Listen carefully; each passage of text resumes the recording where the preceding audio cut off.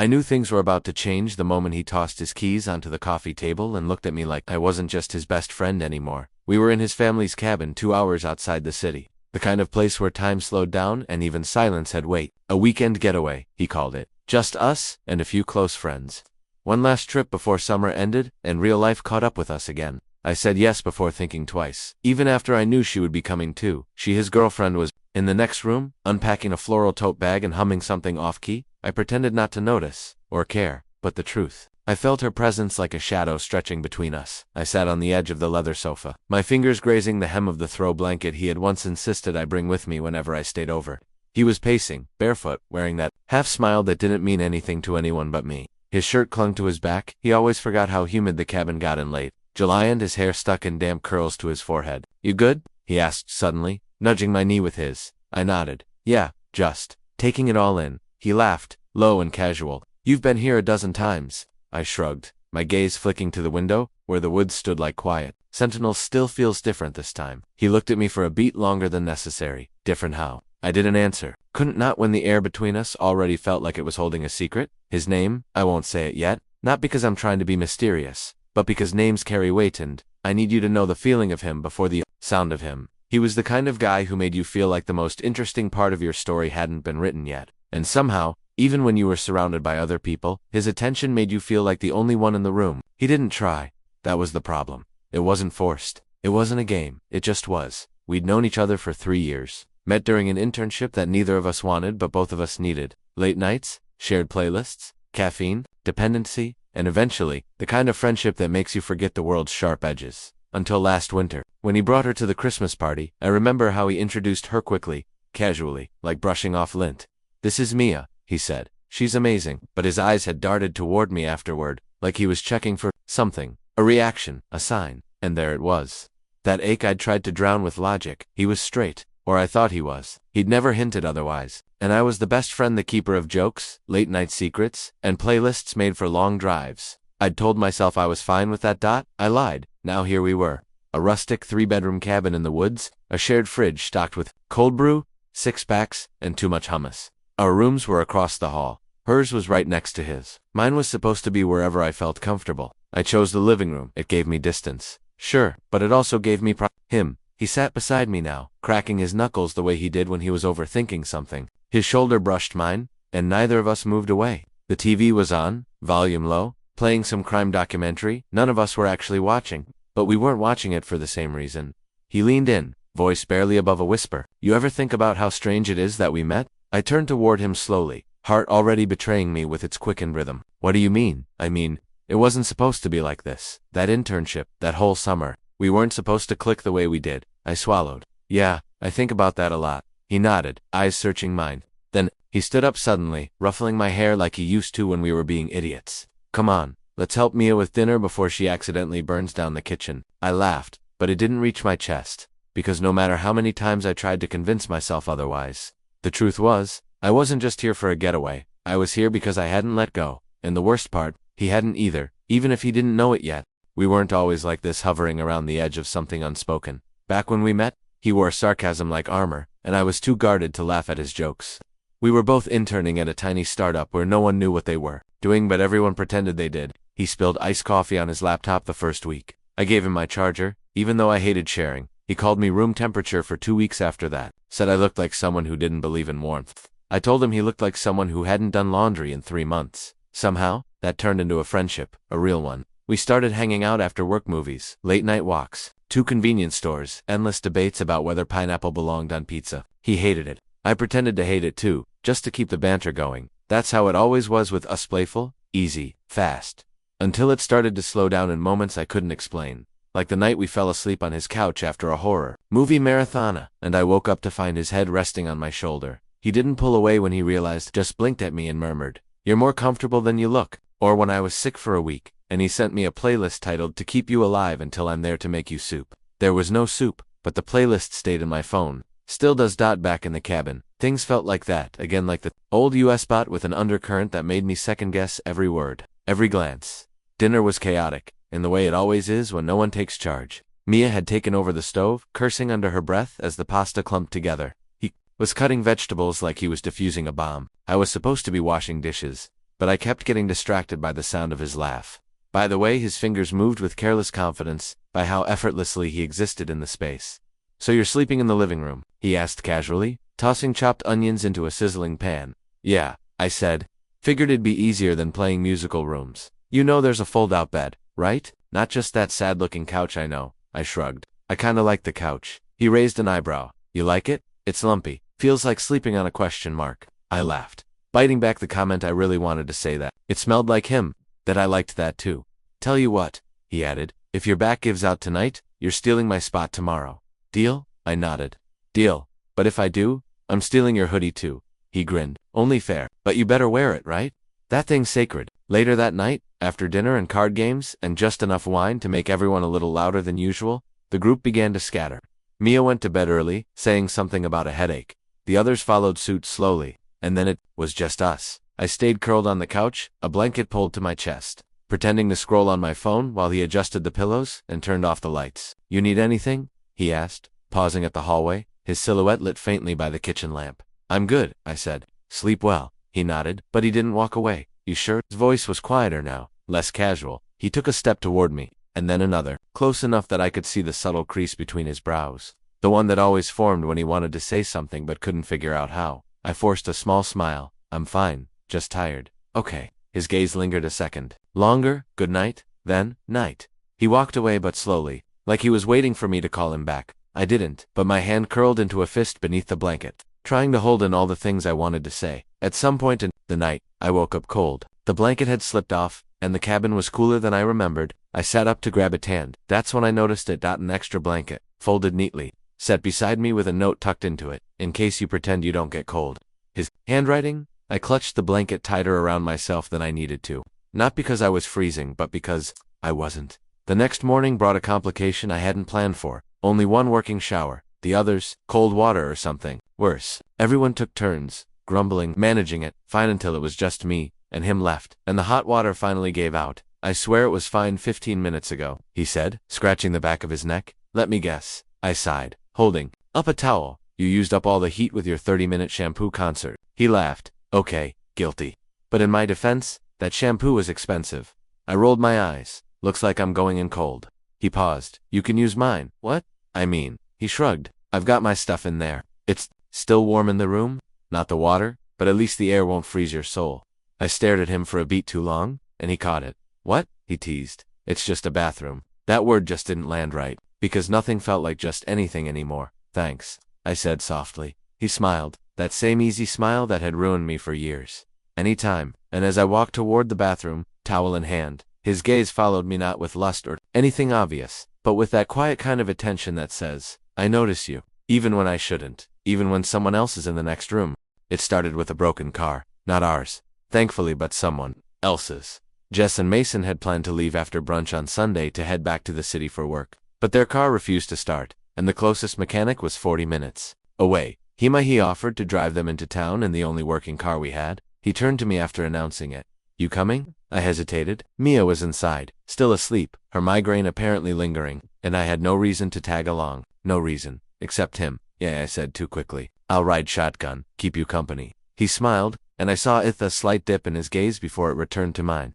That look that always lingered just a second too long. We dropped them off, waited an hour at the mechanic, got iced coffee from a roadside stand, and ended up halfway through a hiking trail neither of us remembered deciding on. It was his idea, technically. "Too nice out to waste," he said, and I didn't argue. It was one of those narrow trails, with overgrown brush and winding bends, and the kind of uneven ground that made every step feel like a gamble. I walked ahead for a while, pretending not to notice when he slowed down just so I'd have to wait for him. When he caught up, he bumped his shoulder into mine. "You always walk like you've got somewhere to be," he said. "Maybe I do." "Oh yeah, and where's that?" I opened my mouth, closed it. My throat felt dry. "With you," I said, then immediately regretted it. He blinked, smiled, looked away. "You're weird today." "Am I?" He didn't answer, just kept walking. But now our arms brushed more than they needed to, and neither of us stepped aside. The trail looped around a steep incline, leading up to a tiny lookout point, the kind you had to practically climb over a few fallen logs to reach. When we got there, the air opened up around us.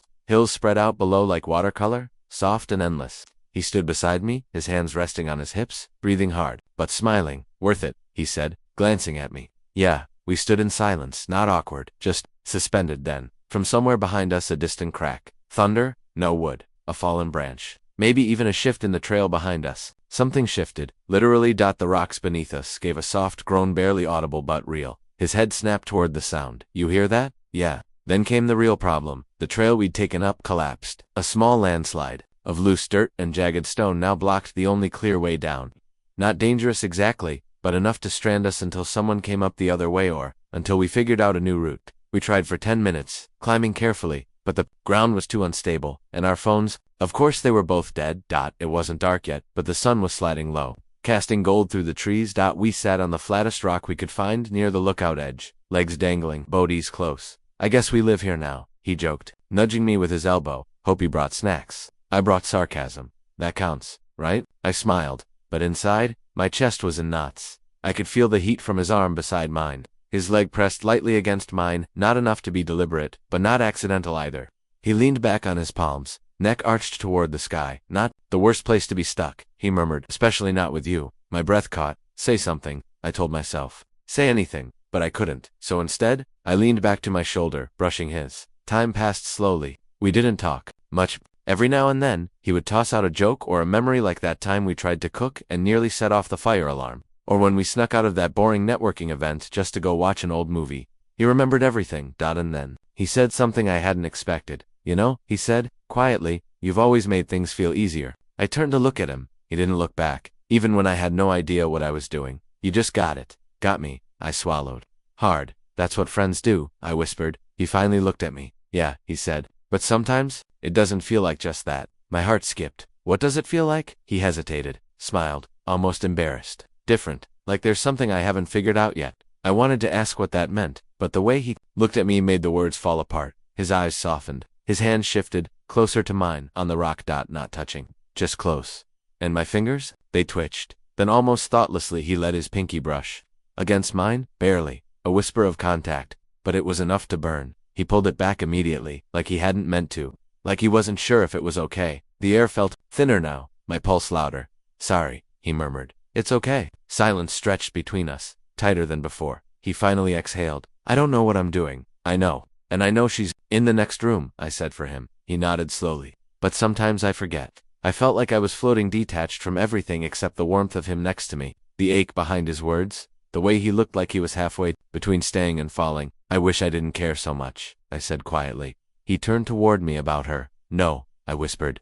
About you. There it was, raw, honest, unrehearsed. His face fell into something unreadable, shock maybe, or relief, or fear, but he didn't run. He didn't move away. Instead, he leaned forward slightly, not kissing, not yet, just closer. His forehead hovered, inches from mine. His breath warm, his voice low. Then maybe. You should tell me what that means, because I think I've been waiting to hear it. I swallowed, eyes burning, voice shaking. It means I'm scared I'm going to lose you. If I say it out loud, you won't, he said. You're not mine to lose. He reached for my hand, then really reached hand, laced his fingers through mine. I've never been more confused, he whispered, but I've also never wanted to stay more than I do right now. We sat like that until the sound of voices echoed up the trail, our friends, finally realizing we'd been gone too long. He didn't let go of my hand right away, and I didn't ask him to. We didn't talk about what happened up on that trail. At least, not right away. By the time we made it back down with our hands tucked into our pockets, instead of each other's, the sun had dipped below the trees and cast everything in orange and blue. The others had already started prepping dinner again, music spilling from someone's speaker, the smell of grilled vegetables floating into the yard. Mia stood on the porch, arms crossed, watching us approach. You guys disappeared, she said lightly, but her eyes didn't match her voice. He answered before I could. Took a detour. Trail gave out, she nodded, then walked back inside. He didn't follow her. He just glanced at me and exhaled like something inside him had cracked a little deeper. That night, I couldn't sleep. The living room was quiet, except for the occasional pop from the old wooden walls and the hum of cicadas outside. I stared at the ceiling, still feeling the ghost of his fingers between mine, and then footsteps, soft, hesitant, approaching. I didn't move. I heard him pause by the couch. Then, you awake? I nodded, though he probably couldn't see it. I can't stop thinking about earlier, he whispered. Neither could I. I sat up slowly. You want to sit? He hesitated, then came around and lowered himself beside me, leaving a few inches between us, close, but not quite touching. That tension, that gravitational pull was back again. He didn't say anything for a while, and I didn't press. Finally, he exhaled. I felt something, he said. Up there on the trail.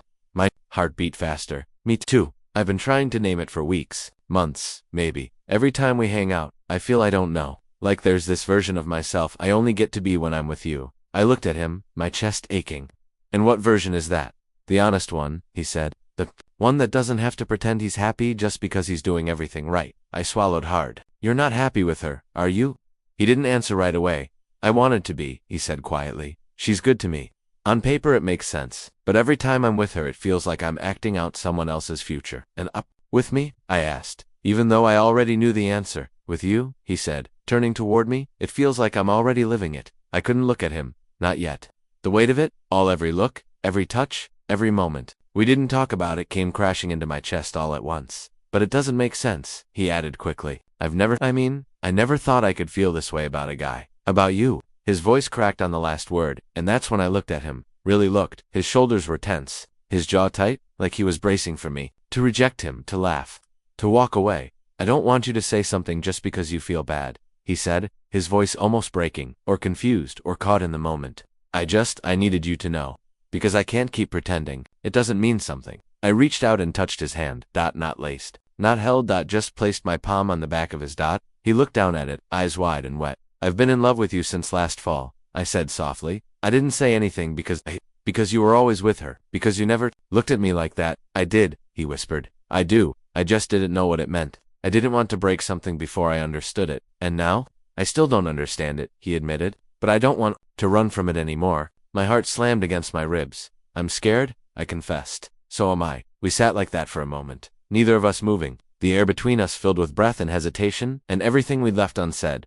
Then he did something that made time stop. He reached up slowly, trembling, and touched my face. His thumb brushed my cheek, just beneath my eye, like he was memorizing the shape of me, like he was afraid I might vanish if he didn't. I keep thinking, he said, about that first time we watched that terrible rom-com together, and you said love should feel like home, not like fireworks. I was quoting someone smarter than me. I don't care, he said. It stuck with me, because I didn't get it then, and now. He leaned in, paused his breath against it. My lips, his eyes locked on mine. Now I do. And he kissed me, soft, tentative, like a question. I answered by kissing him back, not because I knew what would happen next, but because I'd been holding my breath for too long.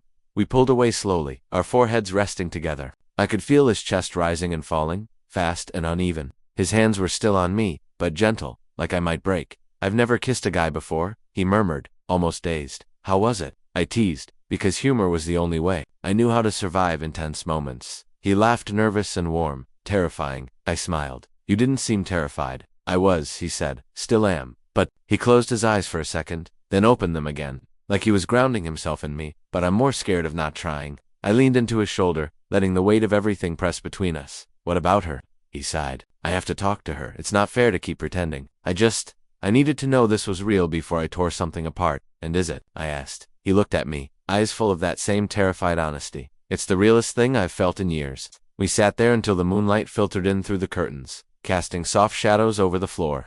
Neither of us said much. After that, we didn't need to. His hand found mine again, and this time, he didn't let go. Not when the floor creaked, not when the clock chimed, not when Mia stirred in the next room. It wasn't perfect, it wasn't clean, but it was ours. And finally, we weren't pretending anymore. We stayed on the couch until dawn threatened the edges of the sky, neither of us fully asleep, but too tangled up in the moment to want to move. I rested my head on his shoulder, and he played absent-mindedly with my fingers, like he couldn't stop reminding himself I was real. It was quiet, not the kind of silence that used to hang heavy between us. This was something else. Full, warm, unafraid. I think that's what changed first. The fear was still there, but it had softened, shifted into something manageable, something we could hold together. He was the first to speak. So that happened, I snorted. Yeah, it did. He tilted his head to look at me, that same sleepy grin on his face. You okay? I should be asking you that, I said. You're the one going through a sexuality crisis. He laughed, rubbing his face with his free hand. God, don't call it that. You literally said you've never kissed a guy before, and then made out with your best friend, while your girlfriend was asleep down the hall. Okay, when you put it like that, it does sound like a crisis. I nudged him with my shoulder. A hot one, though. He raised an eyebrow, trying to hide a smile. So I was okay. Better than okay. He leaned closer, nose brushing mine for a second before pulling back. I feel like everything's spinning, he admitted, but for once, it's in a good way. Later that morning, we were still in the same spot when sunlight finally broke through the windows. My legs were tangled with his, and at some point, he'd pulled a blanket over both of us. I had never felt so completely at ease and completely alive at the same time. Mia's door creaked. Open. We both froze. She padded down the hallway quietly, probably headed for coffee or aspirin, but didn't glance our way. Not yet. We waited. Breath held, until the door clicked shut again. He exhaled. I need to talk to her today. I know. He turned to face me. I don't want to hurt her. I know that too. There wasn't judgment in my voice, just truth. She wasn't the villain here. Sometimes, people end up in places that stop fitting. Sometimes, you only realize it when something finally feels right, and right now this we felt painfully, beautifully right. I don't expect anything, I told him. Not yet. You don't owe me a decision, not while everything's still messy, but I want to make one, he said. Not because I owe you, because I choose you. The words settled over my skin like warmth. My throat tightened, but I didn't cry. I just nodded, blinking fast. You're allowed to be scared, I whispered. I am, but I'm also tired of lying to myself. He reached up and tucked a piece of hair behind my ear, his fingers lingering on my jaw for a moment too long. No, he said, voice softer now. I used to think I was just drawn to you because you got me. Like mentally I do, I said, smiling. Yeah, he chuckled, but it wasn't just that. It was you'd walk into a room, and suddenly, I could breathe easier. You'd look at me and I'd feel like I mattered, like I wasn't performing anymore. I swallowed hard. You never had to perform for me. I know that now. His thumb brushed the edge of my wrist. And I want more of this, he said. Not just stolen moments. I want real ones, honest ones, even if it takes time. I leaned forward, pressing my forehead against his. We'll figure it out together. Always. The rest of the day moved slowly. He talked to me really. I didn't ask for details, and he didn't offer many. All I knew was that it was hard, that there were tears, that the quiet afterward was heavier than it had been all weekend. But that night he came back to me. Not in secret, not with guilt. He sat beside me on the porch steps, a hoodie pulled over his head, our elbows brushing. Still want my hoodie? He asked, bumping me gently. I want you in the hoodie. He laughed, tilting his head back to look at the stars.